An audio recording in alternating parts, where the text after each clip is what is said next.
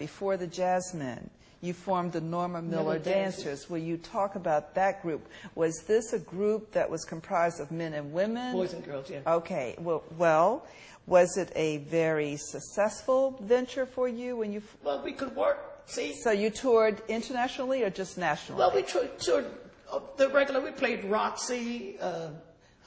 We were with Olsen and Johnson for 5 years.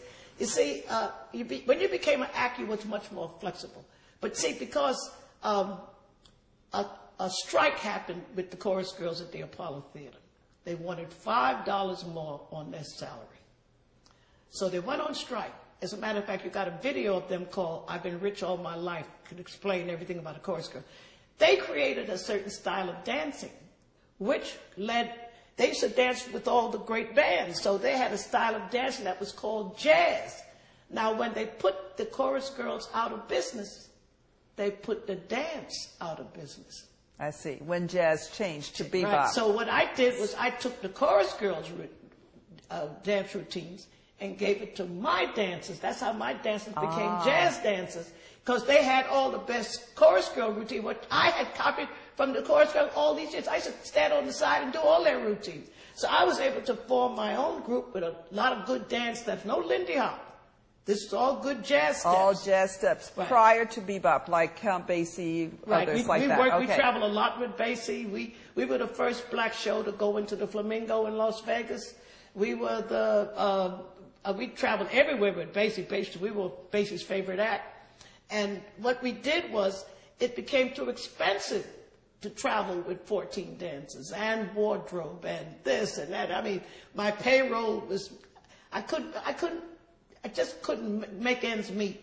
So I had to cut out the girls, because the best dancers was the guys. Isn't that interesting? And I put the guys out there. That became the Jazzmen.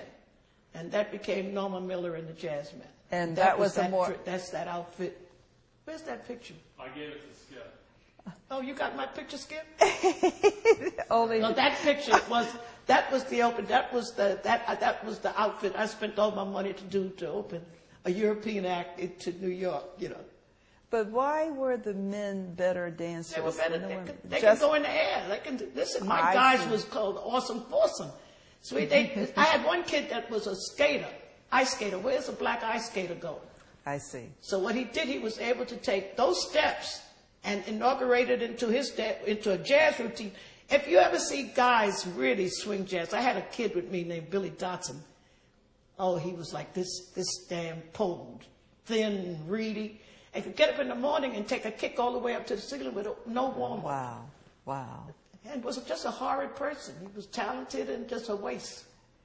That's what's so tragic. You know, people that are good and they don't have to work at it, you got yourself a flake.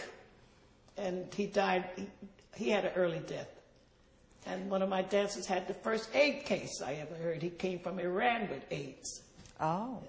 Yeah. From Iran with AIDS. He was 5 years in Iran running around with the Shah's brother. And he came home with this thing, but it wasn't called AIDS. It wasn't AIDS till he got into the ground. I see. That was my first experience with it.